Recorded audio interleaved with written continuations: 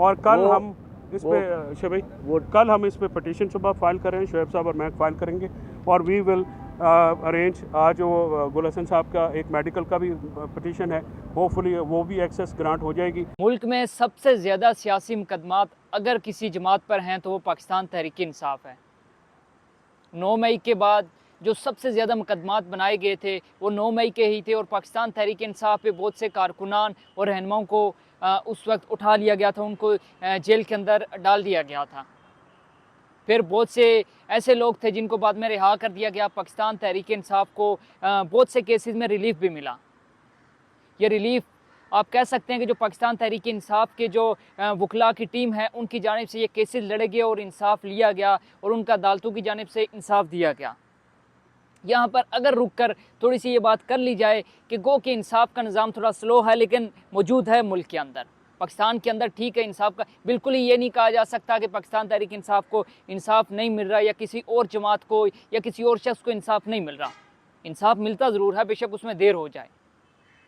अब पाकिस्तान तहरीक इंसाफ के अंदर से बहुत सी आवाज़ें ऐसी उठ रही थी कि जिनकी वजह से ये पता चल रहा था कि पाकिस्तान तहरीक इंसाफ जो है वो अंदरूनी इख्तलाफात का शिकार है। पाकिस्तान तहरीक इंसाफ ने जब इस्लामाबाद डी चौक के एहतजाज का ऐलान किया तो एक वीडियो के सिलसिले में जब मैं वहाँ पे मौजूद था और मैंने एक बात की कि पाकिस्तान तहरीक इंसाफ में जो अंदरूनी इख्तलाफात हैं इस वक्त मौजूद हैं, तो जो मंसूर अली खान अक्सर कहा करते हैं अपनी वीडियो में कि जो ये PTI के लौंडे लपाड़े, तो कुछ लोग हैं वो सही कहते हैं। मुझे उस चीज़ का एहसास उस दिन हुआ जब वो एक बंदा वो खड़ा हुआ वीडियो सुन रहा था और वीडियो ख़त्म होने के बाद बड़े जज्बाती अंदाज में वो मेरे पास आया और उसने कहा कि बड़ा ही वो मुझे कोई पढ़ी लिखी शख्सियत मालूम हो रही थी, गो कि उसके जो एक्टिंग थी या जो उसकी हरकत थी उससे वो लग नहीं रहा था कि वो पढ़ा लिखा है। मेरे पास है, उसने कहा भाई आपने ये बात क्यों कर दी कि पाकिस्तान तहरीक इंसाफ में इख्तलाफात हैं, आपको तो ऐसी बात ही नहीं करनी चाहिए थी। यानी कि वो मुझे ये कहना चाह रहा था कि आप जो भी खबर दे रहे हैं वो ये खबर दें कि पाकिस्तान तहरीक इंसाफ में तो कोई इख्तलाफ नहीं है।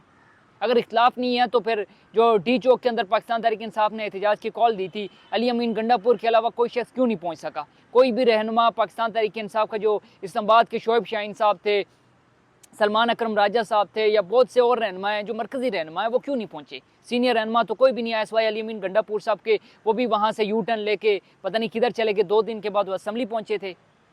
तो पाकिस्तान तहरीक इंसाफ के इख्तलाफात के हवाले से, जो अंदरूनी इख्तलाफात हैं उनके हवाले से हमने बात की थी। अब कुछ चीज़ें मैं आपको बताना चाहूँगा कि जो हामिद खान हैं, जो पाकिस्तान तहरीक इंसाफ के जो इंटर पार्टी इलेक्शन है उसके हवाले से जब उनका जो केस चल रहा था और बल्ला जो छीना गया था उस हवाले से नज़रसानी जो केस चल रहा था सुप्रीम कोर्ट के अंदर, तो उस वक्त जो केस था वो काजी फाइज ईसा साहब सुन रहे थे। अब उनकी हट दर्मी देखिए, जो हामिद खान है पाकिस्तान तहरीक इंसाफ के वकील भी हैं, उनके रहनुमा भी हैं, उनकी तरफ से उन्होंने कहा भाई काजी साहब को हम तो केस नहीं चला रहे, मैं ऐसे शख्स के सामने अपना केस चला ही नहीं सकता जो कि क्या कहते हैं उसको, जो कि इस तरह से इंतशारी हो या जिसने मतलब पाकिस्तान तहरीक इंसाफ के खिलाफ बुग़्ज़ रखा हो, मतलब इस तरह की हट दर्मी। अब मैं आपको बताता हूँ पाकिस्तान तहरीक इंसाफ के जो अंदरूनी इख्तलाफात हैं उसके हवाले से कुछ चीज़ें मैंने नोट डाउन की। जब इमरान खान साहब से मुलाकात करवाई गई वकला की टीम की, तो शोएब शाहीन साहब और जो फवाद चौधरी के भाई हैं उनकी जब मुलाकात हुई, फैसल चौधरी, उनकी जब अडयाला जेल में मुलाकात हुई, तो मुलाकात के बाद उन्हें प्रेस कॉन्फ्रेंस की, मीडिया से गुफ्तगू की। तो जब मैं प्रेस कॉन्फ्रेंस को सुन रहा था, उसको देख रहा था, तो मुझे एक चीज़ फील हुई कि बार बार जब शोएब शाहीन साहब बात कर रहे हैं और वो बात को घुमा फिरा के करने की बात कर रहे हैं, तो फैसल चौधरी उनको टोक रहे हैं और बार बार कह रहे हैं। पहले तो ये वीडियो क्लिप्स आप देखें, उसके बाद बात करेंगे। नए चीफ जस्टिस की तैनाती पे उन्होंने अभी अफसोस का इजहार किया कि ये 26वीं तरमीम पे किया है। बाकी बातें आपको नहीं मैं क्लियर कर रहा हूँ। नहीं उन्होंने 26वीं आईनी तरमीम जो पास होने पे अफसोस का इजहार किया। नए चीफ जस्टिस के बारे में उनको इत्तला दी गई, उस पर उन्होंने कोई कमेंट नहीं किया है। कमेंट नहीं किया और वो सलमान साहब आपको बताएंगे। आप जरा समझिए कि एक शख्स जो 3 हफ्ते के बाद 2 बंदों से मुलाकात हो, जो आपका सवाल है 2-3 बातों में थे। मैं एक सेकंड, मैं आपकी इजाज़त, बड़े हैं, इजाज़त ज़रूरी है। जी सर, बात यह है कि हमने उनको पूरी तरह से मतला किया है।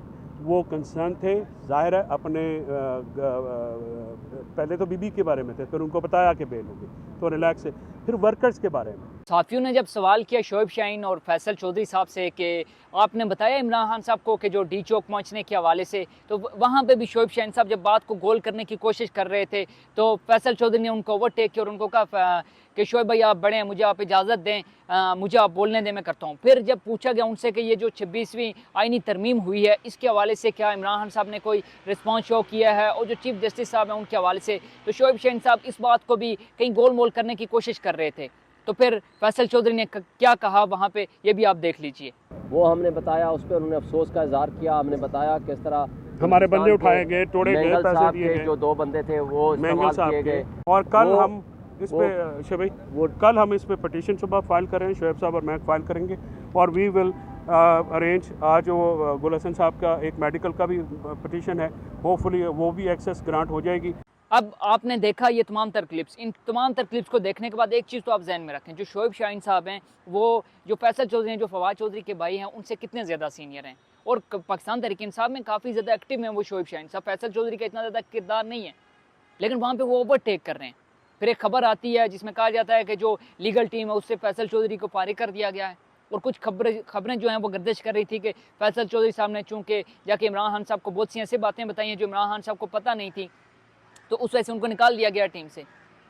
फैसल वावडा साहब जब ARY के एक प्रोग्राम में बैठे हुए थे और उनने ये कहा कि क्योंकि बहुत सी उनकी पेशगोइयाँ जो उनने पेशन गोइयाँ की वो काफ़ी ज़्यादा दुरुस्त साबित हुई हैं, जाहिर सी बात उनको कहीं ना कहीं से खबर तो मिल जाती है। तो जो फैसल वावडा साहब हैं उनने ये कहा कि पाकिस्तान तहरीक इंसाफ के अंदर फॉरवर्ड ब्लॉक बनने जा रहा है या बन चुका है और बहुत से ऐसे रहनुमा वो ये चाहते ही नहीं है कि जो पाकिस्तान तहरीक इंसाफ के चेयरमैन हैं इमरान खान साहब वो बाहर आएँ। और हकीकत में ऐसा है, पाकिस्तान तहरीक इंसाफ के अंदर बहुत से ज़्यादा इख्तिलाफात हैं जो कि हमें नज़र आते हैं। क्यों? क्योंकि डी चौक में एहतजाज हुआ, वहाँ पे रहनुमा नहीं आए। अभी जो बुशरा बीबी रिहा हुई हैं तो बहुत सारे सवालात भी उठ रहे हैं कि क्या कोई डील हुई है। इसके हवाले से कुछ कहना कबल अज़ वक्त होगा, क्योंकि इमरान खान साहब की जो बहनें हैं उनकी भी रिहाई हो चुकी है। लेकिन जो पाकिस्तान तहरीक इंसाफ के अंदर के अगर अंदरूनी इख्तिलाफात हैं, क्योंकि देखें बहुत से केसेस ऐसे थे जहाँ पे पाकिस्तान तहरीक इंसाफ को जो रिलीफ है वो मिल सकता था, लेकिन पाकिस्तान तहरीक इंसाफ की जो टीम है वो इतनी ज़्यादा एक्टिव ही नहीं थी या तो वो इंटरेस्ट उन्होंने शो ही नहीं किया। अब 26वीं आईनी तरमीम मंजूर हो रही है, आपने बाइकाट कर दिया। आप लोगों ने, आपको तब चाहिए था कि जब ये मंजूर हो रही है तो आप तब जाते डी चौक में एहतजाज करते। आपने एहतजाज का जो इंतखाब है वो SCO कॉन्फ्रेंस के मौके पर कर दिया। उस वक्त मौके पर तो कौमी ज़ाहिर सी बात सलामती का मसला आ जाता है, वैसे भी आपको किसी ने नहीं करने देना था। तो खैर जाते जाते एंड पे मैं आपको इतना कहूँगा कि कल जो संजानी में हुआ, एक पहले खबर आई कि जो पुलिस वैन है, प्रिजनर वैन, वहाँ पे उस पर अटैक हुआ। 3 वो जो कैदी थे वो उनको लेके जाया जा रहा था अदालत पेशी के बाद, और जो पुलिस राय हैं उनके मुताबिक पाकिस्तान तहरीक इंसाफ के कुछ कारकुनान आए, उनने हमला किया, पुलिस वैन पे तोड़ फोड़ की और वो अपने कारकुनान को वो छुड़ा कर लेके चले गए। दूसरी जानिब जो पाकिस्तान तहरीक इंसाफ है उन्होंने मुख्तलिफ सोशल मीडिया पे वीडियोस शेयर किए हैं और उन्होंने ये दावा किया है कि ये पुलिस का प्री प्लान था। सलमान अकरम राजा साहब का वीडियो पैगाम आया और उन्होंने कहा कि ये पुलिस कर रही है सब कुछ और हमारे कारकुनान को कहा कि आप लोग भाग जाओ। तो मेरे ख्याल में इतना कुछ, इतना फास्ट जो हो रहा है, बाद में पुलिस ने फिर तमाम तर शवाहिद हटा दिए, तमाम चीज़ें वहाँ से हटा दी। इतना कुछ इंडियन मूवीज़ में इतना फास्ट नहीं होता जितना ये पाकिस्तान में आजकल चल रहा है। बहरहाल अगर आपको वीडियो अच्छे लगे तो आपने चैनल को सब्सक्राइब लाजमी करना है, क्योंकि बहुत ज़्यादा सोशल मीडिया का इशू आ रहा है, खासकर जो यूट्यूब है उसका इशू आ रहा है। वीडियो की रीच नहीं है, कोई भी चीज़ लाइव करो तो उस पर जो एंगेजमेंट है वो बहुत कम आ रही है। तो इस चीज़ से बचने के लिए आपने हमारे चैनल को सब्सक्राइब करना और नोटिफिकेशन को लाजमी ऑन कीजिएगा, ताकि आने वाली जो भी नई वीडियो वो आप तक पहुंच सके और आपको मालूमात तक रसाई मुमकिन हो सके। तो अभी तक के लिए मुझे दीजिए इजाज़त, दुआओं में याद रखिएगा। अल्लाह हाफिज़।